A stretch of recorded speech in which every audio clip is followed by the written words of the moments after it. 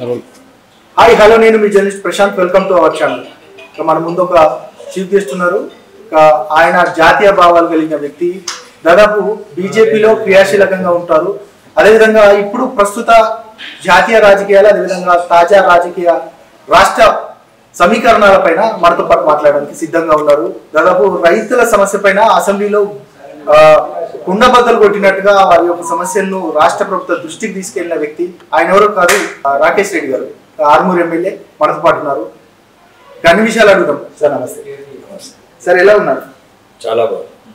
అంటే ప్రస్తుతం పహల్గామ్ దాడి తర్వాత జరిగిన పరిణామాలను చూస్తూ ఉన్నాం. ఇక ఆర్మీ ఇక విస్తృతంగా పోరాడుతూ ఉంది. ఒకవైపు భారత ఆర్మీ కూడా ధీటైన జవాబు ఇచ్చింది పాకిస్తాన్కి. ఎట్లా చూస్తారు ఆ పరిణామాలని? అంటే ఏం చెప్తారు? పరిణామం మా భావజాలమే కదా. దేశం తర్వాతనే భారతీయ జనతా పార్టీ ప్రధాన ఎజెండా. దేశం తర్వాత ధర్మం, ధర్మం తర్వాత న్యాయం.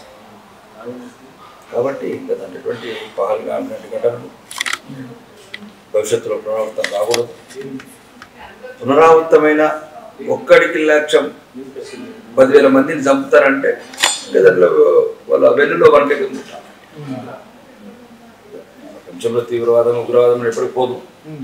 కానీ ఒక్కళ్ళని చంపితే 10,000 మందిని చంపుతారు. ఇది భారత సైన్యం అనేది రావాలి. ఇంకా మాకు అహింస, శాంతి, అంక అన్నీ పోవాలి. ఇప్పటి నుంచి ఇప్పుడున్న కాలమాన పరిస్థితులకు అనుగుణంగా ఇప్పుడున్న ఎవడైతే మా వైపు చూస్తాడో మా ఆడబిడ్డల బొట్టు చెరిపేసినందుకు దానికి ఆపరేషన్ సింధూర్తో సమాధానం ఇస్తుంది.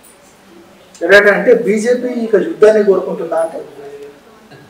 అంటే మీరు మా ఆడబిడ్డల సింధూరాలు చెరిపేయాలని కోరుకుంటారా? పెళ్ళై 4 రోజులకే విధవలు అయితే మా పారాయణ ముందు విధవలను చేయాలని చేస్తే ఒప్పుకుంటారా? చెప్పండి. ఆ సమాధానం చెప్పిన తర్వాత మేము సమాధానం చెప్తాం. నోరు ఉంది కదా, జర్నలిస్టం కదా, మైక్ ఉంది కదా, మా ఇంట్లో బుల్లెట్ పెట్టలేదు కదా. ఇది అంశాలపైన చాలా మంది ప్రముఖంగా చెప్పుకుంటున్న వాళ్ళంతా కూడా అంటున్నారు. ఇప్పుడు సిపిఐ నారాయణ లాంటి వాళ్ళు కూడా లీడర్ ఆయన జాతీయ మొత్తం పెట్టుకోవచ్చు. ఒక అఖిల భారత పథకం పెట్టుకుంటారు. ఏ పని లేడు. ఇప్పుడు ఒక్కటే అండి, ఈ దేశం ఈరోజు 145 కోట్ల భారతదేశం. మీరు ఏ రకంగా ఆలోచిస్తున్నారు? ఈ రోజు సుమారు 26 మంది అమాయకులు మరి కల్మ చదువు. మేము ఎందుకు కల్మ చదవాలి? మేము కల్మ ఎందుకు చదవాలి? సిపిఐ నారాయణ చదువు, సిపిఐ నారాయణని, రాఘవుల్ని వాళ్ళని చదువుమను కదా, కల్మ నేర్చుకోమను వాళ్ళ మత గ్రంథాలు. మరి ఇప్పుడు వాడు ఎవరైతే అడిగాడో కల్మ చదువుకోమని, ఇప్పుడు వాడు గాయత్రి మాత్రం చదువుతాడా? మా గీత చదువుతాడా? మరి గీత చదవాలని మేము చెప్పాలి. గీత చదవలేదు, గాయత్రి మంత్రం చదవని వాళ్ళందరినీ మేము చంపల్లా? ఇప్పుడు మేము కూడా హిందువులు తీవ్రవాదులు కావాలా? ఎవరు మేము మేధావి అనుకుంటే సమాధానం బరాబరిస్తాం. మాకు మా ఆడబిడ్డల కన్నీళ్ళు, నుదుటి మీద బొట్టు చెరిపిన నా కొడుకుని ప్రపంచంలో ఇక్కడ కాదు, వేటాడి చంపుతాం. వేటాడి ఒక్కడు కాదు, మా ప్రపంచం మొత్తంలో మా హైందవ స్త్రీలో నుదుట సింధూర బొట్టు చూడాలంటే ఈ ఆపరేషన్ సింధూరం జ్ఞాపకం. అంటే దేశంలో జరుగుతున్న పరిణామాలకు సంబంధించి మొన్న జరిగిన ఘటన మాత్రం అందరినీ కలిసివేసింది. 26 మందిని చంపిన తర్వాత ప్రతి ఒక్కరు ముక్త కంఠంతో నినదించారు. ఖచ్చితంగా పాకిస్తాన్ ముర్దాబాద్ అని ఖచ్చితంగా అందరూ కూడా నినదించారు. కానీ కొంతమంది వ్యక్తులు మాత్రం ప్రకాష్ రాజ్ లాంటి వాళ్ళు, లేకపోతే సిపిఐ నారాయణ లాంటి వాళ్ళు, వీళ్ళంతా కూడా యుద్ధం అనేది జరగకూడదు అని చెప్తా ఉన్నారు.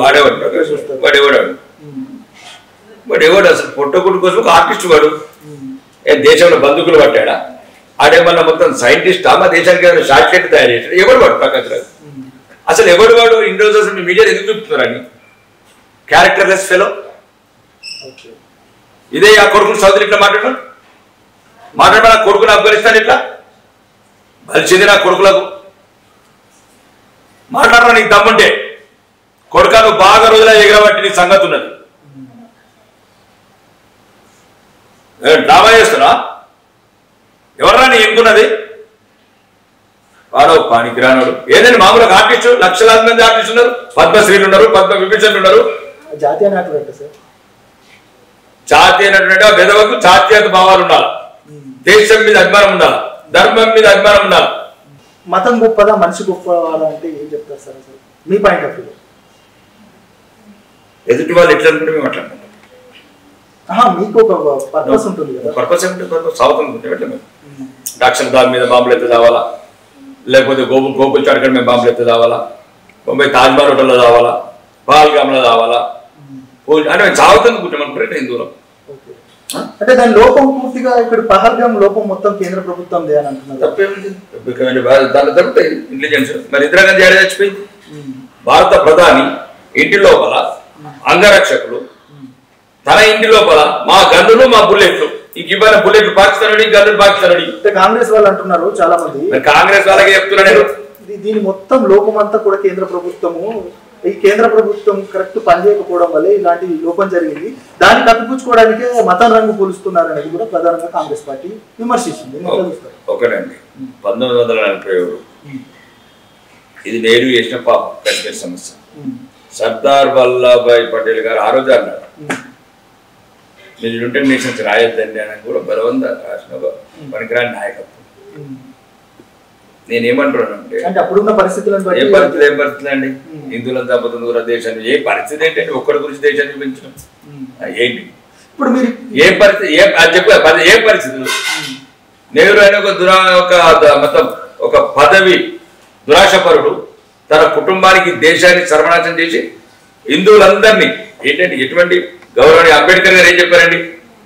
ఆయన ముందే చెప్పాడు, ఒకవేళ దేశ విభజన జరగకూడదు, జరిగితే చివరి హిందూ పాకిస్తాన్ చుట్టూ రావాలి, చివరి ముస్లిం అటు అయిపోయినాక భారత విభజన జరగనన్నాడు. ఆ దుర్మార్గులు లక్షలాది మంది హిందువులను ఊచకోతలు కోసారు, లక్షలాది మంది హిందువుల ఆడవాళ్ళ మానపానాలు తీశారు. ఒక అర్ధరాత్రి దేశం వినేస్తాడు. ఎవరండి వీడు?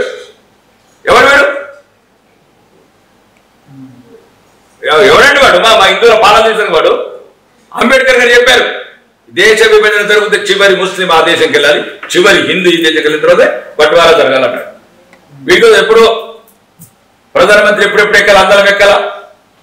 ఒకటేనండి సార్. ఇంకొకటి ఏంటంటే ప్రధానంగా విమర్శలు వస్తున్నాయి. చెప్పండి. ఇప్పుడు దేశభక్తులుగా ఉన్న వాళ్ళంతా కూడా అసలు దేశ స్వతంత్రంలో పాల్గొనలేని దేశభక్తులుగా ఇప్పుడు చలామణి అవుతున్నారు.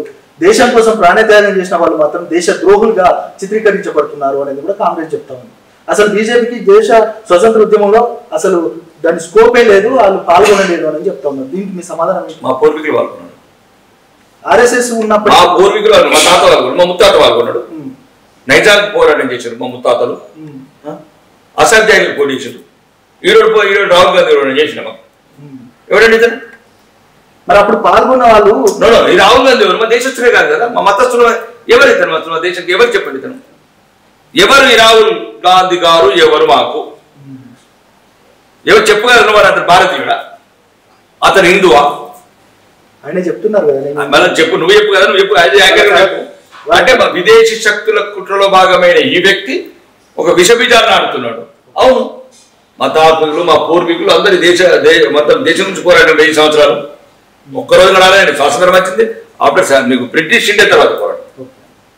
అప్పటి వరకు సుమారు 1937 వరకు 9 కోట్ల మంది హిందువులు ప్రాంతాలు చేసాం. జలియన్ వాలా బాగ్ చేసినట్టు మేము చేసాం. మా వాళ్ళు అందరు పూర్వీకులు. అది పంజాబ్ కావచ్చు, అది మధ్యప్రదేశ్ కావచ్చు, అది బాంబే కావచ్చు, అది ఆంధ్ర కావచ్చు, అది తెలంగాణ కావచ్చు, మద్రాసు కావచ్చు, మా పూర్వీకులు. మేము దేశభక్తులు. మేము దేశం ప్రమాదంలో పడ్డప్పుడే మేము వచ్చినాం. దేశం ప్రమాదంలో పడ్డది. అడుగడుగున హిందువులకు అవమానాలు, దేశ భద్రతకు ఏంటండి 1961లో యుద్ధం జరుగుతుండే ఇంట్లో ముంచుకొట్టు కూర్చుంటారు. అప్పుడు ప్రధాని వీర సైనికులు తెస్తుంటే ఎటువంటి సిరీస్ జరుగుతుంది. హైదరాబాద్లో హిందువుల మీద యూచ కొత్త కూస్తుంటే ఢిల్లీలోని పట్టించుకోవాలి 1 ఇయర్ వరకు. 1940 స్వాతంత్రం వస్తే 1940 బైరానిపల్లిలో అంటే వందలాది మందిని చంపుతున్నాడు. చెప్పండి, కమ్యూనిస్ట్ నారాయణ ఏమంటాడు? మా ఆడబిడ్డని బతుకమ్మలు అర్పించినప్పుడు ఏం చెప్తున్నాడు? సిగరెట్ పట్టుకుంటే ఎంజాయ్ చేస్తాడా బ్రిటిష్ వనితలతో? ఇప్పుడు ఆయన దేశ విదేశాంగ మంత్రి, ఇప్పుడు అప్పుడున్న హోమ్ మినిస్టరే సర్దార్ వల్లభాయ్ పటేల్ కూడా పూర్తిగా ఆయన కాంగ్రెస్ పార్టీ నాయకుడే కదా. ఇప్పుడు కాంగ్రెస్, బీజేపీ, బీఆర్ఎస్ కాదండి, మాకు దేశం ముఖ్యం. క్లియర్గా చెప్తున్నాం. ముఖ్యంగా ప్రత్యేకంగా హిందువులకు మాకు బతకడానికి ఇంకొక దేశం లేదు, మేము పోవడానికి ఇంకొక దేశం లేదు, మమ్మల్ని పిలిచే వాళ్ళు ఎవరు లేరు ప్రపంచంలో. మాకున్న ఒక దేశాన్ని కాపాడుకోవాలి, ఉన్న ఒక సనాతన ధర్మాన్ని నిలుపుకోవాలి. మేమే రకంగా అయితే ఈరోజు గౌరవంగా ఆత్మగౌరవంగా బతుకుతున్నాం ఈ దేశంలో. మా భవిష్యత్ తరాలని మా దేశంలో మా నేల మీద వలసదారులకు విడదలుచుకోలేదు. ఎట్లయితే కాశ్మీర్ పండితులు వచ్చి ఢిల్లీ డేరాలలో ఉంటున్నారు, ఓల్డ్ సిటీలో వచ్చిన హిందువులు బాట సింగారంలో బతుకుతున్నారు, అట్లా మా భవిష్యత్ తరాలు బతుకుతారు. అంటే దీని ఇంత సమస్యను జటిలం చేసింది ఎవరి పాపం సార్? ఏ సమస్య అంటారు? ఇప్పుడు ఈ పూర్తిగా ఈ దేశంలో మతాల మధ్యలో కులాల మధ్యలో ఇవన్నీ అఘాతాలు ఏర్పడడానికి ప్రధానమైన మూల సూత్రం కారణం ఎవరంటే ఏం చెప్తారు? ఒక అమాయకమైన జీవిని నువ్వు రూమ్ లేచి కొడుతూ ఉంటావు, అన్నం పెట్టవు, మమ్మల్ని కొట్టటోడికి అన్నం పెడతావు, మమ్మల్ని తిట్టేటోడికి అన్నం పెడతావు. ఈ దేశంలో ప్రధాన భాగమైన ఒక మెజార్టీ హిందువుల పట్ల ఒక నిర్లక్ష్యం అవుతుంది, ఒక వ్యతిరేకత అవుతుంది. ప్రత్యేకమైన మైనారిటీలకు ఆపరేషన్ హిందువులు ఎందుకు వేసుకోవాలంటే సంజయ్ గాంధీ 84 లక్షల మంది మాకెందుకు ఆపరేషన్ చేయాలి? 84 లక్షల మంది హిందువులకు సంజయ్ గాంధీ మాకే ఎందుకు ఆపరేషన్ ఫ్యామిలీ ప్లానింగ్ చేయాలి? ముస్లిమ్స్కి ఎందుకు వేయకూడదు? ఇవే ముస్లిం పర్సనల్ లా ఎందుకండి? హిందూ పర్సనల్ లా అన్నప్పుడు ముస్లిం పర్సనల్ మైనారిటీగా ఉన్నారు, మైనారిటీ అండి చట్టాలు మారుస్తాం. వక్ఫ్ బోర్డు ఇంతగానో దారుణంగా 1954 ఎన్నిసార్లు మారుస్తాం? అంటే ఇప్పుడు వక్ఫ్ బోర్డు అని 1950 తర్వాత అప్పుడున్న ప్రభుత్వం పెట్టింది, నలుగురు అప్పుడు కూడా ఇతర మతస్థులు ఉండాలి. దాన్ని తీసుకుపోయి 95 సమన్లు వేయడము, 2000 ఎవడ కోసం అండి? మీకు అనిపిస్తే చాలు, మీకు ఊహించుకుంటే చాలు, ఎట్లా తీసుకుంటారండి? వక్ఫ్ అనేది ఏంది? మీకు ఒకవేళ మీరు సంపాదించింది, అది కూడా నిజాయితీగా సంపాదించింది, వాళ్ళ భాషలో అలాల్గా కమాయి సంపాదించి దేవుడికి ఇవ్వడం అనేది వక్ఫ్. ఇద్దరు ఉదాహరణ జైరాబాద్ రైతులది మల్కాజ్గిరిలో 750 ఎకరాలు ఎక్కడికి వచ్చినండి? ఏమనంటేనేమో మా పాత మా తాత ముత్తాత నిజామర మీ అందరు తాతలు పుట్టకముందు మా తాతలే కదా ఈ దేశంలో ఉన్నది, మీ మతం పుట్టకముందు మాదే కదా ఇక్కడ ఉన్నది. కాబట్టి ఇవన్నీ ఇట్లా వ్యత్యాసాలు చేసుకుంటా, మెజార్టీ ప్రజల్ని అడుగడుగును అవమానించుకుంటా, ఉద్యోగింపు రాజకీయాలు చేసుకుంటా వాళ్ళని ఇప్పుడు మీరు సమస్య వచ్చింది. సింపుల్ ఉదాహరణ చెప్తున్నా. ఇప్పుడు ముఖ్యమంత్రి గారు ఉన్నారు, ఇప్పుడున్న తెలంగాణ ముఖ్యమంత్రి కాంగ్రెస్ ప్రభుత్వం 31 రోజులు 24 గంటలు ఎందుకు వేయాలి షాపింగ్ రంజాన్? ఇంతకుముందు లేరా? కాంగ్రెస్ లేదా, తెలుగుదేశం లేదా, ఇంకా వేరే పార్టీ లేదా? 24 గంటలు ఏముంటుందండి 24 గంటలు షాపింగ్ అంటే ఏం చెప్తారు? అంటే సంఘ విద్రోహ శక్తిని రాత్రిలో తిప్పుతారా హిందువుల దంపతులు? మాకు పండుగలు మరి ఎప్పుడు చేయలేదు. వాళ్ళకి ఒకటే దేవుడు, మాకు 33 కోట్ల దేవుడు. మాకు సంక్రాంతి నుంచి ఉగాది నుంచి పడితే, శివరాత్రి నుంచి పడితే, దసరా నుంచి పడితే, దీపావళి నుంచి పడితే, వినాయక చవితి పడితే, దుర్గామాత మరి మాకు ఇయ్యరు. మాకు షాపింగ్ లేవు, మేము పండుగ బట్టలు దొరుకుము, మేము పోయి స్వీట్లు తినము, స్వీట్లు వంచము. ఎందుకు ఇంత వ్యతిరేకత హిందూ సమాజం మీద, మెజారిటీ ప్రజల మీద? ప్రపంచంలో ఏ జాతి కూడా తన మెజారిటీ ప్రజలను అవమానించిన దేశం మీద ఉందంటే అదొక భారతదేశం మాత్రమే. మరి ఇదే కమ్యూనిస్టుడు అంటాడు. ఇప్పుడు పెద్ద రెండే చెప్తున్నా, కమ్యూనిస్టు పాకిస్తాన్లో కమ్యూనిస్టుడు లేడు, చైనాలో ఇస్లాం లేదు. ఇస్లాం ఎట్లా పిచ్చి పది ఛానల్స్ ఎట్లా? ఈడు వాడి ఇద్దరు మైండినే వాడుకుంటారు ప్రతి ఒక్కడు. ఈడు సెక్యులరే, ఈడేమో ఈడు. మరి సెక్యులర్ ఇళ్ళకి ఎప్పుడెప్పుడు మనకి చెప్పారు ఈ కమ్యూనిస్ట్ నారాయణ. ఆ సెక్యులర్ మరి ఎందుకు ఉండవని చెప్పారు వాళ్ళకి ముస్లిమ్స్కు. అంటే వాళ్ళ దేవుడు ఒక్కడే, ప్రపంచంలోకి ఏమీ లేదని వాళ్ళు ఎందుకు చెప్తున్నారు? మేమన్నా అందరూ అంటున్నాం, మరి అందరు సమానం అని మేమన్నప్పుడు మనకి ఎందుకు మా మతంలోకి వెళ్ళి మీరు మత మార్పిడి చెప్తున్నారు? అందరము సమానమే అయితే మా మతం నుంచి ఎందుకు మార్పిడి చెప్తున్నారు? ఇప్పుడు కాలువారి అతను ఉన్నాడు ఎవరో సతీష్ కుమార్, నెలకు 3,000 మంది మా హిందువులు ఎందుకు మారుస్తున్నారు మతం? మరి దమ్ముంటే చెప్తున్నా కదా, ఒక 30 మంది ముస్లిం మారుతున్నాం కదా. ఇప్పుడు లవ్ జీవాలు ఉన్నది, ఓకే, నువ్వు ప్రేమించినవరా భయ్ మా అమ్మాయిని, మరి నువ్వు మతం మారు మా హిందూ మతంలోకి. మా అమ్మాయిని హిందూ అంటే ముస్లిం మతంలో మారుతావు. హిందూ మా అమ్మాయిలు అంటే మీరు ప్రేమించారు, మరి నువ్వెందుకు మారు మతం? నువ్వెందుకు హిందూ కావు? ఇదంతా కుట్ర. అంటే ఇప్పుడు మన హిందువులు అంతగా వీక్ గా ఉన్నారు సార్. మిగతా మతాలు పిలుస్తూ ఉంటే మనం వెళ్ళి వాళ్ళ మతాలలో చేరడం అని అంటే ఇక్కడ ఎక్కడ ఉంది అసలు లోపం? ఇక్కడ మన దగ్గరే కాంగ్రెస్ ప్రభుత్వం చెప్తాను. 1945 నుంచి ఏదైతే విద్యా గ్రంథాలు ఉన్నాయో, పాఠ్యాంశాలు ఉన్నాయో, ఈ వెధవులతో నింపి ఆడున్నాడు. బోరిగాడు 300 ఏళ్ళాడు, గోరిగాడు, గజనీగాడు, అక్బర్ గాడు, బాబర్ గాడు, ఇంకొకటి వాడు ఔరంగజేబు గాడు, ఖిల్జీ గాడు, బహదూర్ షా గాడు ఉన్నాడు. మేము 1200 సంవత్సరాలు ఒక్కొక్క కుటుంబం. చోరులు, పాండ్యులు, పల్లవులు, మౌర్యులు, గుప్తులు, మరి వీళ్ళ చరిత్ర ఎందుకు లేదు పుస్తకాలు? చరిత్రని తప్పుదో పట్టించారు, చరిత్రని తప్పుతో పట్టించిన దుర్మార్గులు. 40 ఏళ్ళు ముస్లింస్ విదేశాంగ మంత్రులు ఈ దేశంలో కాంగ్రెస్ ప్రభుత్వం. వాడు అదే రాసుకున్నాడు. అక్బర్ది, షాజహాను, ముంతాజు, తాజ్మహల్, ఇదే ఎర్రకిల్లా, కిల్లకిల్లా. సరే పనికిరాని సన్నాసులారా, ఈ దేశంలో సనాతన ధర్మం వీరచెందింది. ఈ దేశంలో నదులు చూడండి. ఏ నది పేరు? ఎక్కడ ఫాతిమా నది ఉందా? మరియమ్మ నది చూసినావా? ఎక్కడ చూసినావా? అంటే ఏది దేశం? గంగా, గంగా, జమున, కృష్ణ, కావేరి, బ్రహ్మపుత్ర. ఎక్కడ ఒక్కటి చూపి కదా.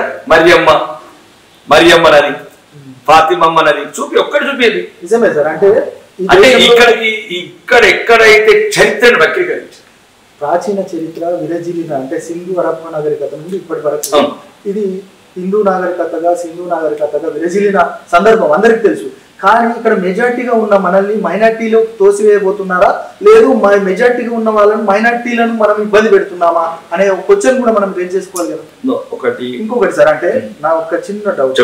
ఇప్పుడు ఉగ్రవాదులుగా పిలుచుకుంటున్న వాళ్ళంతా కూడా మొన్న జరిగిన పహల్గామ్ దాడిలో అది చూపించి ఆ తర్వాత అంటే అక్కడ మతము అనేది అడ్డొచ్చింది. అంటే ఆ మతంను బట్టి వాళ్ళు కాల్చిన సందర్భం. మరి ఇక్కడ కూడా మతాన్ని అడ్డుపెట్టి మిగతా వారిని కూడా ఇబ్బంది పెడుతున్న వారు ఉగ్రవాదులు అయినప్పుడు ఇక్కడ కూడా ఉగ్రవాదులే కాదు. వాళ్ళకి ఏం చెప్తారు? చరిత్ర. ఒకప్పుడు కాశ్మీర్లో ముస్లిమ్స్ లేరు, ఇప్పుడు హిందువులు లేరు. అది చరిత్ర. నేను చెప్పేది గతం కాదు, వర్తమానం కూడా చెప్తున్నా. గతం వర్తమానం రెండు కలిపితే భవిష్యత్తు. మీరు నిర్ణయించుకోండి, ప్రజల్ని చైతన్యపరుస్తుంది. దానికి గతం చెప్తున్నాం, వర్తమానం చెప్తున్నాం. ఈ రెండు కలిపితే భవిష్యత్తు అని చెప్తున్నాం. దాన్ని నిర్ణయించుకోవాల్సింది ప్రజలు. మేము ముస్లింస్ కూడా ఏమనట్లేదే. మనం చక్కగా ఉంటే వాళ్ళు చక్కగా ఉంటారు. ఇప్పుడు నేను ఒకటే చెప్తున్నా, ప్రతి ఇంటర్వ్యూ తుపాకీ, బుల్లెట్కు బుల్లెట్. దేశ జవాబుదారైన పాకిస్తాన్ దేదేగా ఒకటి రండి. దేశభక్తులతో సమస్య లేదు. ఈ దేశం తిండి తినుకుంటా, ఈ దేశ సౌకర్యాలు పొందుకుంటా పక్క దేశం పాట పాడుతున్న నా కొడుకులతోనే సమస్య. అది అర్థం చేసుకోండి. మాకు వ్యతిరేకత భావాలు కాదు. నేను ముస్లింస్ చాలాసార్లు సంఘటనలు నేను నిర్వహించిన. వాళ్ళు ఎవరో కాదు, మా పూర్వీకులు. వాళ్ళ పూర్వీకులైతే మారానండి. మీకు కావాలంటే ఇమాములు ఇంటర్వ్యూ పంపిస్తాను. వాళ్ళు బహిరంగ ఒప్పుకుంటారు. మా పూర్వీకులు హిందువులు, గతమైతే మార్చలేము. కానీ ఇప్పుడు వాళ్ళకు మతం స్వీకరించారు. వాళ్ళ బతుకు వాళ్ళకి, మా బతుకు మా మీద ఎందుకు అన్యాయం? పాత బతులు మా బిడ్డలను ఎందుకంటే చంపుతారు మీరు? గర్భవతులు ఖర్చులు ఎట్లా కొడతారు మీరు? కశ్మీర్లో 5 లక్షల పండితుని ఎట్లా కొడతారు? స్థిర నివాసం ఏర్పరచుకున్న వాళ్ళేమో వలసదారులు చేశారు. వలసదారులు చేసిన వాళ్ళేమో కశ్మీర్ స్థిర నివాసులు అయ్యారు. మరి ఎట్లా మేము? వెస్ట్ బెంగాల్లో మొదలు పెడితే ఆడ సంఘం చేతి, అస్సాంలో 34% అయింది. అంటే మేము ఉండదు, మేము పరిగెట్టాలా? నేను అదే మేము చెప్పేది ఏంటంటే, ఓకే ఎదుటి వాళ్ళని చెప్ప మాట్లాడబోదు. హిందువులకు ఏం చెప్తారు అంటే ఎక్కడికి పరిగెడతారు? కశ్మీర్ నుంచి ఢిల్లీ, అస్సాం నుంచి వెస్ట్ బెంగాల్ చూసి ఇంక ఇవన్నీ అయిపోయిన తర్వాత ఎటుపోతారు? మీకు 4 వైపుల సముద్రం. దానికి ఉదాహరణ చెప్తున్నాం. పాకిస్తాన్లో 20% ఉన్నోడు 1% ఎట్లా అయ్యాడు? పెరగాలి కదా. మరి 3 కోట్ల ఉన్నోడు 20 కోట్లు ఎట్లా అయ్యాడు? దేశం విడిపోయినప్పుడు 3 కోట్ల హిందువులు 24 కోట్ల హిందువులు ఎట్లయినరు? దేశం విడిపోయినప్పుడు 20% హిందువులు పాకిస్తాన్లో 1% వచ్చిండ్రు. దీనికి సమాధానం చెప్పండి. ప్రపంచంలో ఎప్పుడైనా సరే దేనికైనా సిద్ధం, ఏ చర్చలకైనా సిద్ధం. బంగ్లాదేశ్ లో 20% ఉన్నాడు, 5%కి ఎట్లా వచ్చాడు? ఇందులో మన శాంతి కాముకులం కాబట్టి ఇక్కడ మిగతా మతాల పైన దాడి చేయట్లేదు అనేది కూడా నేను చెప్తాను. అంతే. ఒకటి బతకాలంటే పోరాటం, చావాలంటే సన్నాసులు మాట్లాడి బతకాలంటే వీరుల మాట్లాడి అది చరిత్ర చెప్తున్న సత్యం. నేనేదో కొత్తగా రాసింది కాదు, నేనేదో కొత్తగా చెప్పేది కాదు. టిప్పు సుల్తాన్ గారు ఉన్నాడు, ఒకటే రోజు పొడిగైన ఒక తెగవాళ్ళని 50,000 మందిని చంపిండు ఒకటే రోజు. వాడెట్లా వీరుడు అవుతారండి కర్ణాటక ప్రభుత్వానికి? ఎవడండి వీడు? సిద్ధరామయ్య ఎవరితను? ఇప్పుడు ఒక 10,000 మందిని ఒకే రోజు చంపి అలా భార్యలని అదే రోజు ఇంకొక పెళ్లి చేసిన దుర్మార్గులని వెళ్ళు. అతను రాసుకున్న వీళ్ళ కథలు మేము వేయడానికి కాదు, వాళ్ళు రాసే కథలు ఇవి. మరి వాళ్ళు వీరులు అయితే మన జాతిని చైతన్య పరిస్థిత. నిజాం రాజు, కాసిం రజ్వీ, రజాకారులు, బైరానిపల్లి కావచ్చు, గుండ్రాంపల్లి కావచ్చు, ఇంకా సిపిఐ ఇప్పుడు అన్న నారాయణ చరిత్ర బైరాన్పల్లి చరిత్ర సాయుధ పోరాట చరిత్ర. అదే చెప్తున్నాను, త్యాగాలు చేసారు నిజాం ప్రభుత్వానికి వ్యతిరేకంగా. మా ఆడబిడ్డల మానపానాల గురించి అట్లాంటి రాజుగా ఉంటారు అంటే గత పాలకుడు కేసీఆర్ తెలంగాణ అసెంబ్లీలో నిజాం రాజు గొప్పవాడు అంటే అంటే ఈ చరిత్రకు తెలాలంటే మాకేం చేసింది గతంలో, ఇది భవిష్యత్తులో పాఠాలు కావాలి. దీనికి నేను అదే చెప్తున్నాను, హిందువులకు మాత్రం ప్రత్యేకంగా చెప్తున్నాను, మీ గురించి ఎవ్వరు రారు సార్. మీరు ఒక కాంట్రవర్షియల్ ఒక వర్డ్ వాడారు అనేది మనకు మొన్న నేను చూశాను సార్. అది ప్రతి ఒక హిందూ కుటుంబం ఒక 50 మందిని కనాలి అనేది. 50 మంది ఫ్యామిలీ ప్లానింగ్ ఫ్యామిలీ ప్లానింగ్ అంటే ఎందుకోసం అంటే ఇప్పటికే మెజారిటీ ఉన్నాం ఇక్కడ. Majority different. ఎదుటివాడు 12 మందిని కనుకుంటావు, నువ్వు ఒక్కరిని కనుక్కుంటావు, వాడిని బాయిలర్ కోళ్ళగా పెంచినావు అనుకో, ఆడేవాడి సుధీల్ బాబు చూస్తేనే భయపడుతున్నాడు, నువ్వు జేబులో బాబులు పట్టుకుని తిరుగుతున్నాడు.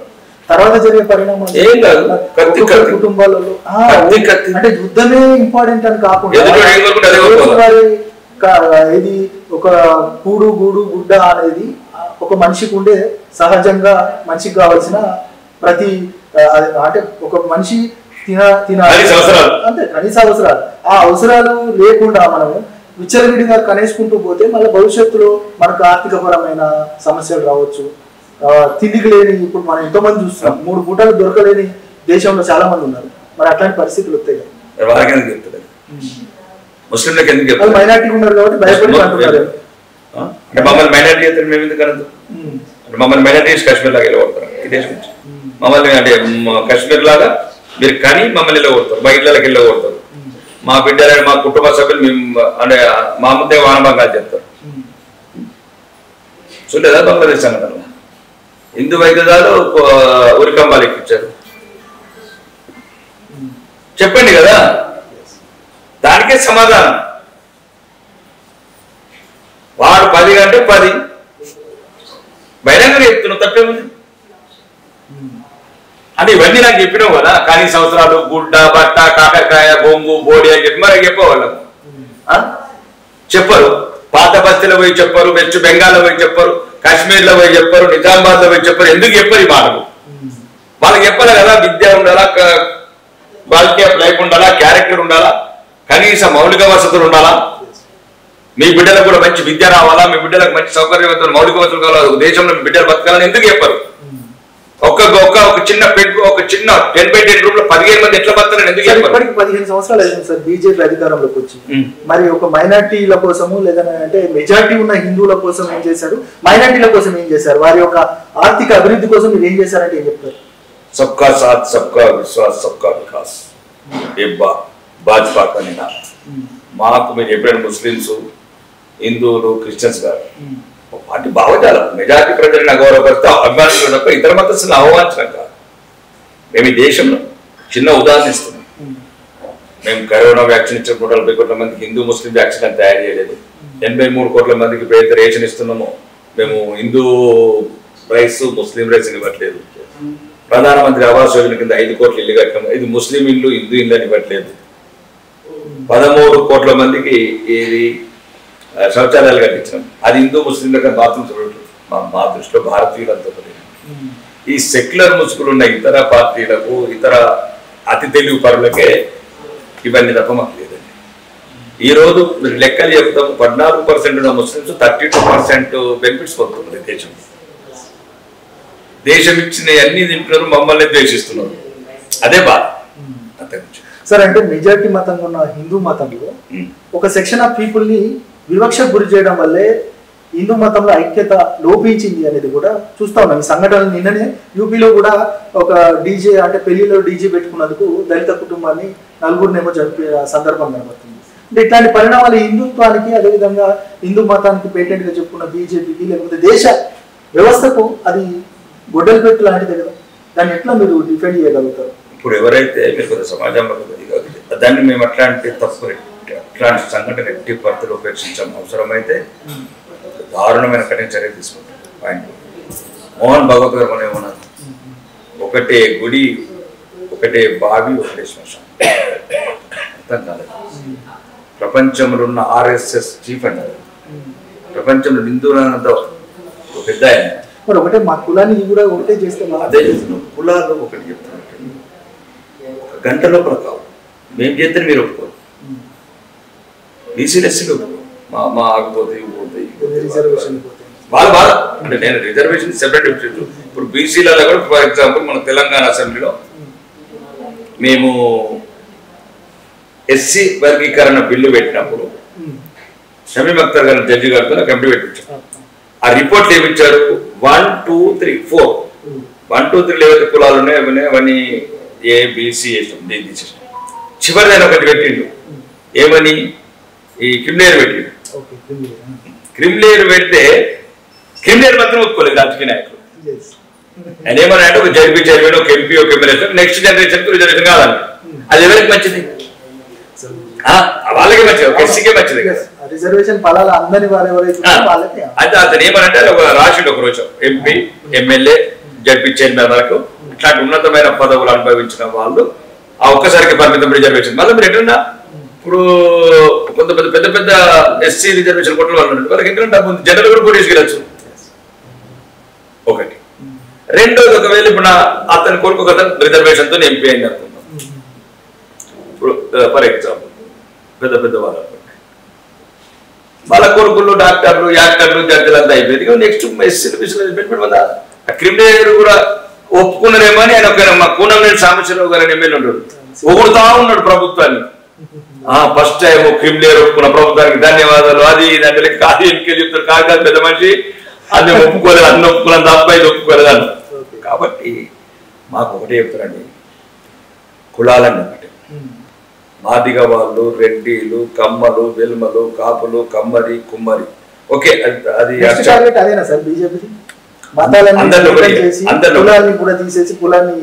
కులాలన్నీ ఏమంటున్నామంటే ఈక్వాలిటీ.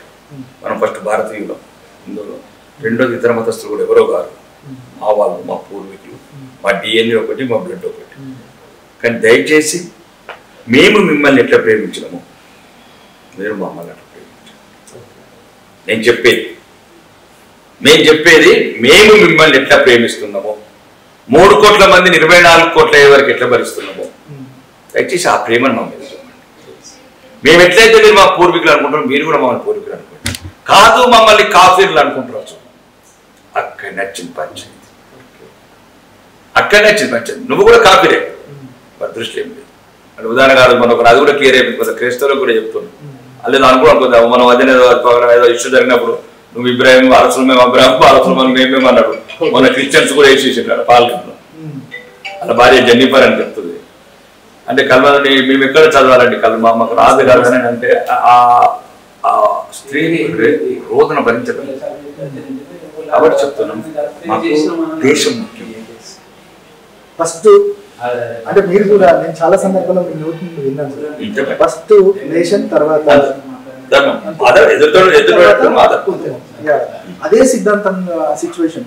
అంటే మీరు ఇప్పుడు కులాల గురించి తీశారు కాబట్టి కులగణనకు సంబంధించి ప్రధానంగా రాహుల్ గాంధీ కులగణన చేయాలి, జనాభా దామాష ప్రకారం ఎవరికి ఎంత వాటా ఉందో ఆ వాటా దక్కాలనేది రాహుల్ గాంధీ నినాదం ఇచ్చారు. దాన్ని మీరు మొట్టమొదటిగా బీజేపీ పార్టీగా వ్యతిరేకించిన సందర్భం. తర్వాత RSS ఒప్పుకుంది, కానీ బీజేపీ మాత్రం వ్యతిరేకించింది. ఇక్కడ కులాల పంచాయతీ పెడుతున్నారు, దేశవ్యాప్తంగా కులగణన చేయడానికి వీలు లేదని అన్నారు. మళ్ళీ ఇప్పుడు రీసెంట్ గా మోదీ కులగణనకు ఒప్పుకున్న పరిస్థితి. దీన్ని ఎట్లా చూస్తారు అని అంటే 2 నాలుకల ధోరణిగా మాట్లాడిన సందర్భమా, లేకపోతే రాహుల్ గాంధీ చెప్పుకుంటున్నారు రాహుల్ గాంధీ విజయం అని కాంగ్రెస్ పార్టీ వాళ్ళు చెప్తున్నారు, ఇది ఎట్లా చూస్తారు? జస్ట్ రెండు ఉన్నాయి దీనిలో. 2-4 ధోరణి రాహుల్ గాంధీ కాంగ్రెస్ పార్టీ చేస్తుందా లేకపోతే భారతీయ జనతా పార్టీ? అలా ముత్తాత నెహ్రూ ప్రధానమంత్రి ఉండే, అలా నానమ్మ 18 ఏళ్ళు ఉండే, అలా నాన్న ఉండే, అలా అమ్మ ఉండే, ఆయన ఉండే, అందరు ఉండే. మరి 65 ఏళ్ళు ఎందుకు కులగణన అయ్యేది?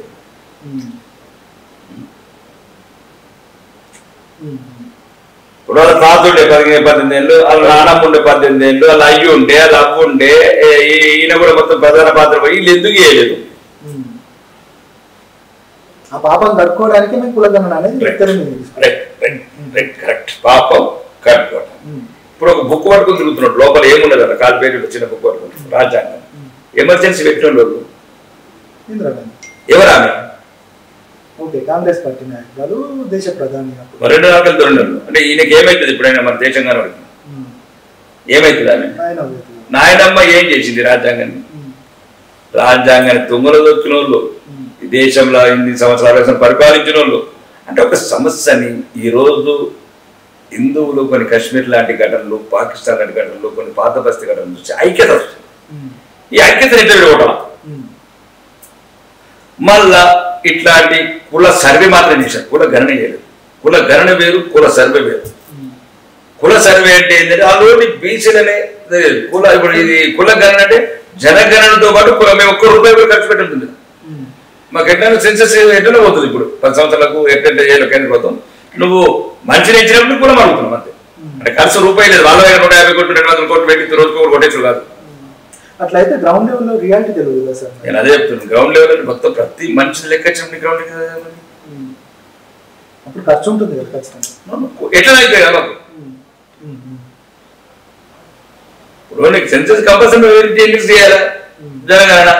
జనగణన కూడా కులం అవుతాము. రెండోది వీళ్ళు చేసిన ఈ కుల సర్వేలు ఏం చేసిందంటే అక్కడ ఉన్న కాంగ్రెస్ ప్రభుత్వం ఒక మోసపూరితంగా వ్యవహరించింది. ఎట్లా అంటే కొన్ని ఉన్నత వర్గాలు ఇంతవరకు పెరగలేదు, ఎక్కువ పెరిగింది రేషియో. అదే కొన్ని బీసీ వర్గాలు తక్కువ చూపించారు. రెండోదేమో ముస్లింలే కలిపింది ఇలా మళ్ళా. అంటే ఈ రకంగానే మళ్ళీ ఈ దేశ విభజన ఫార్ములా ఉన్నది. అమాయకులైన కొంతమంది బీసీ కులాలని మళ్ళీ విడదీస్తారు. కులాల మధ్య కుంపట్లు పెడతాడు ఈ రాహుల్ గాంధీ, ఈ రేవంత్ రెడ్డి, ఈ కాంగ్రెస్ సర్కారు. ఇది ఎక్కడికో పోతుంది. మొదలు పెట్టిన అప్పుడు అట్లా పెట్టిన ముస్లిం కుమ్మక్కై కాంగ్రెస్ ఆ కాలంలో దేశం విభజించింది. ఇది ఒక పెద్ద కుట్ర ఉన్నది. మాకు ఇంటెలిజెన్స్ రిపోర్ట్ వచ్చింది రాహుల్ గాంధీ పన్నాగం. ఎందుకంటే రాహుల్ గాంధీ మొత్తం శత్రు దేశాల చేతుల్లో ఒక పావాయి. అప్పుడు దీన్ని సరైన లెక్కలు చేసి ఒక ట్రాన్స్పరెంట్ గా ఉంటే దాని తప్పేముందండి? ఏమైతుంది? ఇప్పుడు మేమేమంటున్నాము, ఇప్పటికి అన్ని గవర్నమెంట్ డాగా ఉందండి ఇది కులాలది. దాంట్లో ఏం ఉండేదేం లేదు. మాకేమంటున్నామండి, చేయాలనుకున్నాము అర్హులకు అన్ని రకాల ప్రభుత్వ తరపున సహాయాలు ఉంటాయో, పథకాలు ఉంటాయో అర్హులకు అందాలంటాం. ఎట్లయితే ప్రధానమంత్రి గారి ఆశయం ఉన్నదో ఆ రకంగా పోవాలండి. Right sir. ఇక దేశ రాజకీయాలు పక్కన పెడితే ప్రస్తుతం ఆర్మూర్కి సంబంధించి ఎమ్మెల్యేగా 2 సంవత్సరాలు పూర్తి చేసుకున్న సందర్భంలో లేదు, ఇంకా 1.5 year కాలేదు. 1.5 year అంటే ఇక 2 సంవత్సరాలు దగ్గరగా వస్తుంది. ఎట్లా అనిపిస్తుంది అంటే ఈ 2 సంవత్సరాల కాల వ్యవధి ఎట్లా చూస్తారు మీరు? ఇప్పుడున్న ఈ ప్రభుత్వంలో ఉన్న కాలంలో ఒక రకమైన అంటే ఎవరు కూడా హర్షించదగ్గ పరిణామం కాదు. రాజ్యాంగ విలువలకు తిలోదోగాలు ఇచ్చి రాజ్యాంగం మీద ప్రమాణం చేసిన ముఖ్యమంత్రి, దక్షిణ తెలంగాణ మంత్రులు, నదులు, నీళ్లు, నిధులు అన్ని హెలికాప్టర్తో సహా దక్షిణ తెలంగాణకి ఎత్తుకపోతున్నారు. చూడండి, మా ఉత్తర తెలంగాణ మంత్రులు కూడా ఎక్కడ హెలికాప్టర్, వాళ్ళని కూడా ఎక్కడ కుల వివక్షలు ఎట్లుంటుంది. మీరు ఈ పాయింట్ ఆఫ్ వ్యూకి వెళ్తే దేశవ్యాప్తంగా ఉన్న నీకు అదే చెప్తున్న సమస్య చెప్పింది అర్థం. మేము ఏమేమి చెప్తున్నామంటే అదే చెప్తున్నాం. 33 జిల్లాలను సమానంగా మేము విడిపోమంటలేము, కోడకుంటలేము, కాకరకాయ అంటాం. తెలంగాణ అసెంబ్లీలో మాట్లాడారు. శాసనసభ్యులకు కొందరు ₹1 ఇస్తున్నారు. కొడంగల్ లాంటి చోటు 1000 కోట్లు ఉండబోతున్నారు. మహబూబ్నగర్ లాంటి జిల్లాలకు 20,000 కోట్లు ఉండబోతున్నారు. గతంలో చేసిన పాలకులు ఎవరైతే సిద్దిపేట, గజ్వేలు, సిరిసిల్ల మీరే అన్నారు ముఖ్యమంత్రి గారు. మళ్ళా మీరు అతని బాటనే చేస్తున్నారు. ఇట్లాంటి అన్నిటి వల్ల భవిష్యత్తులో ఈ మళ్ళా ప్రత్యేక రాష్ట్ర ఉద్యమాలు వస్తాయి. రాజకీయ నిరుద్యోగులు ఎప్పుడు కాచుకొని ఉంటారు. నేను చెప్పాల్సిన జ్ఞాపకంగా ఇట్లాంటి సమస్యలు, ఇట్లాంటి పక్షపాత ధోరణి, ఇట్లాంటి వ్యత్యాసాలు చూసిన తర్వాత ఎవరైతే రాజకీయ నిరుద్యోగులు ఉన్నారో ఇట్లాంటి ప్రత్యేక రాష్ట్ర ఉద్యమాలు చేపట్టి మళ్ళా మా యువకులను ఎట్లయితే శ్రీకాంతాచారి రెచ్చగొట్టి వెలువడి చేసిన సంఘటన జరిగింది, కానిస్టేబుల్ కిల్ చేయ కాల్చుకుంటూ ఉద్రేకపరచటం, మళ్ళా మా ఉత్తర తెలంగాణ బిడ్డల్ని మళ్ళీ బలి చేస్తారు. దాంతో పాటు నేను మాట్లాడినప్పుడు నేను అనేది ఏంటంటే వాళ్ళకి అవకాశం ఇవ్వద్దు దుర్మార్గులకు. ఏదో మీరు మంత్రులు ముఖ్యమంత్రులు ఉన్నారు, కొద్దిగా 5-10% ప్రత్యేకంగా ఎవరికైనా ప్రేమ ఉంటుంది, నాకు కూడా కొద్దిగా ప్రేమ ఉంటుంది మా ఊరి మీద, తప్పు లేదు. కానీ మరి 1 కోటి ఎటు 1000 కోట్లు ఎటు అంటే మరి ఇక్కడ ఇప్పుడు ఆసిఫాబాద్ కావచ్చు, ఖమ్మం మారుమూల పల్లెలు కావచ్చు, అంటే ఒకటే కొన్ని చోట్లకి ఉండవచ్చు ఎట్లా నేను అంటున్నాను. దాని తప్పేమో అంటే మాకు అంత స్కూల్ వద్దా, మాకు టీచర్లు వద్దా, మాకు రోడ్లు వద్దా, మాకు పేదలకు ఇల్లు వద్దా అంటే మీ దగ్గర ఓకే అది కూడా సార్ చిన్న ఇంటర్ప్రిటేషన్. అంటే ఇప్పుడు మీరు అన్నారు ఉత్తర తెలంగాణ దక్షిణ తెలంగాణ సిచ్యువేషన్, దక్షిణ తెలంగాణ ఎక్కువ అట్లాంటి నేపథ్యంలో దేశవ్యాప్తంగా కూడా ఉత్తర భారతదేశం దక్షిణ భారతదేశం అని ఇప్పుడు ఒక సిచ్యువేషన్ వస్తుంది. దక్షిణ భారతదేశంకు నిధులన్నీ కూడా ఉత్తర భారతదేశం వాళ్ళే ఖర్చు చేస్తున్నారు, మనకు వచ్చే నిధులు చాలా తక్కువగా అదవుతున్న పరిస్థితి, అసలు ఇక్కడ అభివృద్ధి అనేది కుంటుపడుతున్న సందర్భం కనబడుతుంది అనేది కూడా ప్రధానంగా అంటే చూస్తున్నాం. గణాంకాలు కూడా అదే ఎట్లా నేను చెప్తాను. ఇప్పుడు సోనియమ్మ, ఇందిరమ్మ, నెహ్రూ బాబు, రాజీవ్ బాబు ఉన్నప్పుడు కేంద్ర ప్రభుత్వం 35% వచ్చింది, 33-35. గౌరవనీయ ప్రధానమంత్రి గారు 40%. ఆ మిగతా పర్సెంట్ తీసుకెళ్ళి ఇవి కొన్నాం, రైట్లు కొన్నాం, జెట్ ఫైటర్లు కొన్నాం, సైన్యాన్ని పెంచారు. అదే ఇప్పుడు ఆ సైన్యం చూపిస్తుంది, ఆ పెంచారు 42% ఏదైతే ఉందో 33% ఉంటే కాంగ్రెస్ ప్రభుత్వం 45. మా గౌరవనీయ ప్రధానమంత్రి గారు భారతీయ జనతా పార్టీ పెంచింది, కొన్ని వేల కోట్లు ఎక్కువ వచ్చినాయి. మిగతాది వీళ్ళలాగా భోపాల్ స్కాము, రాజీవ్ గాంధీ లాగా ఆ స్కాము ఈ స్కాము చేయలేదు.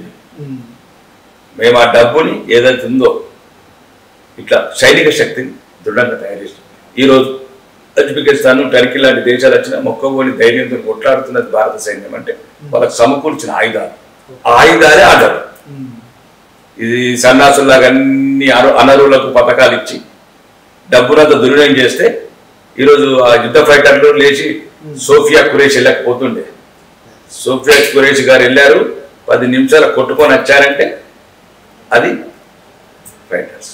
కాబట్టి ప్రతి రూపాయిని దేశ రక్షణకు ఉపయోగిస్తున్నాం, దేశ భద్రతకు ఉపయోగిస్తున్నాం. సార్ అసెంబ్లీలో రైతులకు సంబంధించిన ఇష్యూ పైన కుండబద్దలు కొట్టినట్టు చెప్పి ఆ సమస్య పరిష్కారానికి రాష్ట్ర ప్రభుత్వాన్ని ఒప్పించిన పరిస్థితి.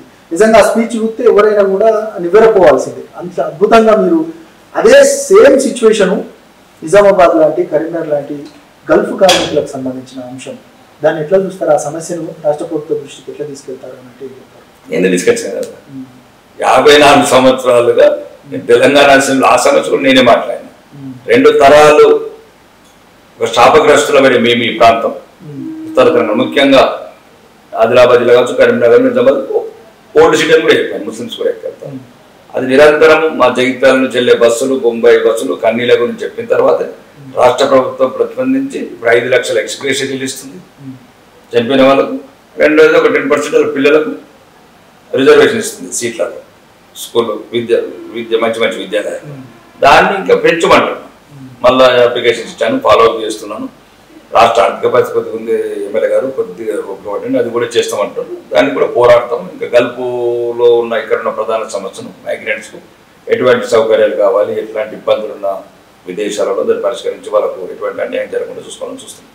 సార్ ఫైనల్గా చెప్పండి, తెలంగాణ ప్రభుత్వం అంటే ఒకవైపు భారతదేశంలో యుద్ధ మేఘాలు గమ్ముకుంటున్న నేపథ్యంలో తెలంగాణ ప్రభుత్వం ఇక్కడ అందాల పోటీలను నిర్వహిస్తుంది, దీన్ని ఎట్లా చూస్తారా సార్? రాష్ట్ర నాయకత్వం ఎట్లా ఒకవైపు అకాల వర్షాలతో అన్నదాత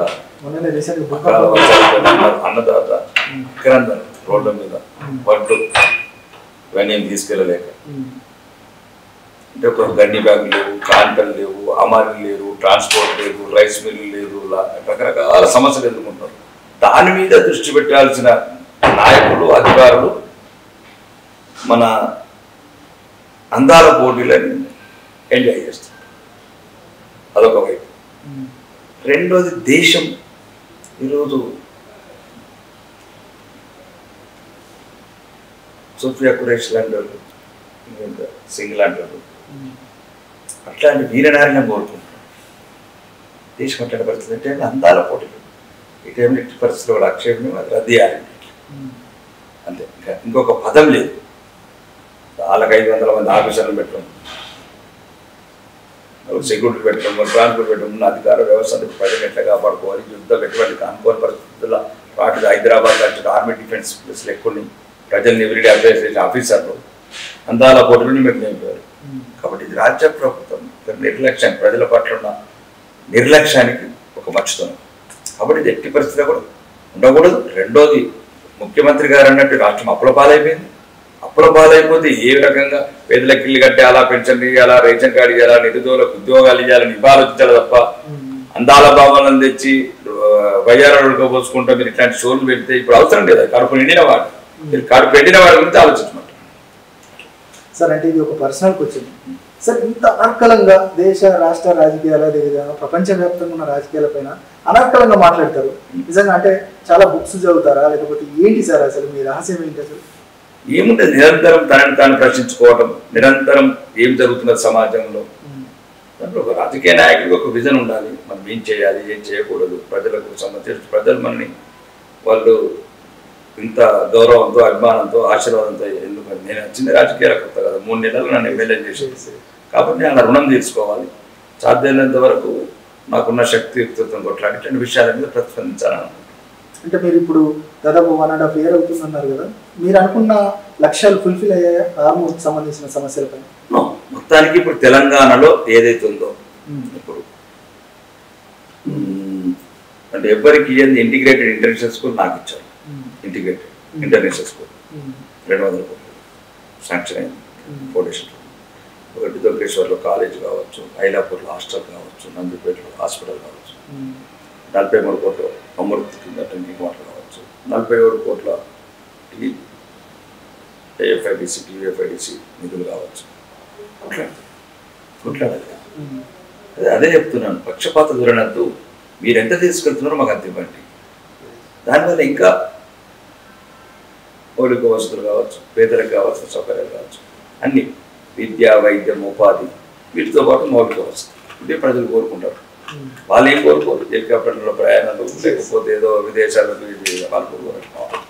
జూబ్లీస్ షాపింగ్ మాల్ అవి కూడా అడగరాలు. వాళ్ళేదని కనీసం 400 SFలోకి ఇల్లు, ఇంత పెన్షను, ఇంత రేషన్ కార్డు, ఇంత సన్న బియ్యం తింటారు లేదు, ఇంత హాస్పిటల్లో ఇంత మెడిసిన్స్, డాక్టర్లు, హాస్టల్లో ఇంత మంచి బియ్యము, మంచి కడుపు ఇంత తింటే అన్నం.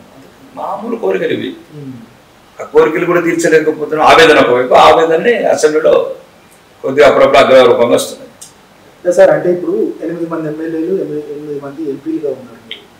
పార్టీకి సంబంధించి ఇప్పటికీ ఒక రాష్ట్ర అధ్యక్షుడిని ఎన్నుకోలేరు అనే ఒక విమర్శ మాత్రం కనబడుతుంది. ఎందుకు ఈ జాప్యం జరుగుతుందంటే?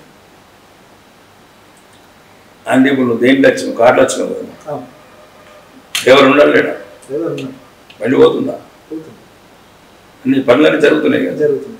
ఇదే అంతే. ఒక అధ్యక్షుడు ఉన్నాడు కదా, కిషన్ రెడ్డి అధ్యక్షుడు ఉన్నాడా లేడా? ఉన్నారు. మరి ఆయన రోజుకు ఒక న్యూస్ వస్తా ఉంది. అది ఇప్పుడు మళ్ళీ నీకు అదే 100 ఛానల్ పెట్టుకుని మీకు టైం టైంలో కరెంట్ అఫైర్స్ రేటింగ్ పెంచాలంటే నేను ఏం చేస్తాను? ఇప్పుడు ఉదాహరణకు మాకు డ్రైవర్ దిగిపోయినాకో కొత్త డ్రైవర్ తీసుకొచ్చుకున్నాను, అదే తక్కువ అదే ఆ డ్రైవర్ యొక్క పదవి కాలం అయిపోయింది అనేది కూడా ఏముండదు. పదవి కాలం దందాగా కూడా అయిపోయింది. దేశవ్యాప్తంగా కార్యవర్గము స్థానికంగా బలోపేతం చేస్తున్నాం. పార్టీ ఒక రాష్ట్రంలో కాదు, ముఖ్యంగా తెలంగాణలో ఇంకా పటిష్టంగా చేస్తున్నాం. రాబోయే ప్రజలు ఈరోజు తెలంగాణలో భారతీయ జనతా పార్టీ కోరుకుంటున్నారు. సరే, అంటే ఇప్పుడు మీరు బీజేపీలో ఉన్నారు. బీజేపీకి సంబంధించిన కార్యకర్తలు అంటే ఇక్కడున్న కార్యకర్తలు కాకుండా రాష్ట్ర స్థాయి నాయకత్వం కార్యకర్తలు మీకు సహకరిస్తున్నారు. ఎట్లా ఉంది సార్ బీజేపీలో మీ యొక్క స్థానం ఎట్లా ఉందంటే ఏం చెప్తాను? చాలా చాలా చాలా సంతోషంగా ఉన్నాము. అంటే ఫ్రీడమ్ లోపల మాట్లాడడానికి మా సంఘటన మంత్రి గారు కావచ్చు, బీజేపీ ఇన్ఛార్జ్ కావచ్చు, చాలా చాలా అంటే ఏ పార్టీలో లేదు, ఈ పార్టీ అసలు ఉండదు. వేరే పార్టీలో అది ఒక ఫామ్ హౌస్ ఉంటుంది. ఈయనైతే ఢిల్లీ సర్కారు, ప్రియాంక గాంధీ కనబడదు, రాహుల్ గాంధీ కనబడదు. అట్లాంటి పార్టీ అది. ఇది అట్లా కాదు, మంచిగా మేము ఏం చెప్పినా మంచిగా సున్నితంగా మా కుటుంబ పెద్దలు ఎట్లయితే అది చెప్తారు, ప్రతి ప్రశ్నకు సమాధానం ఇస్తారు, అన్ని రకాలుగా మాకు దిశ నిర్దేశం చేస్తారు. అధ్యక్ష రేసులో రాకేష్ రెడ్డి ఉన్నారా? ఇంతకుముందే చెప్పాను నేను, నాకు తెలుసు. నేను పుట్టగానే మనం ఒకటేసారి 21 పెళ్లి చేసుకున్నాడు కుదరదు. కాబట్టి ఇప్పుడే పుట్టాము రాజకీయాలలో. మన పరిణితి చెందాలి, అనుభవం రావాలి, రాటు తేలాలి, ప్రజా సమస్యల మీద పోరాడాలి, ప్రజల గొంతుకై నినదించాలా, రాష్ట్ర వ్యాప్తంగా అన్ని సమస్యల మీద అవగాహన పెంచుకోవాలి. కాబట్టి మాకన్నా ముందు వచ్చిన ఫ్రెంచ్ పార్టీకి సేవ చేస్తున్నారు, వాళ్ళకి దక్కాలి గౌరవం, మాకు కాదు. సార్ ఇంత కుండబద్దలు కొట్టి చెప్తున్నారు, ప్రతి అంశం పైన క్షుణ్ణంగా చెప్తారు సార్.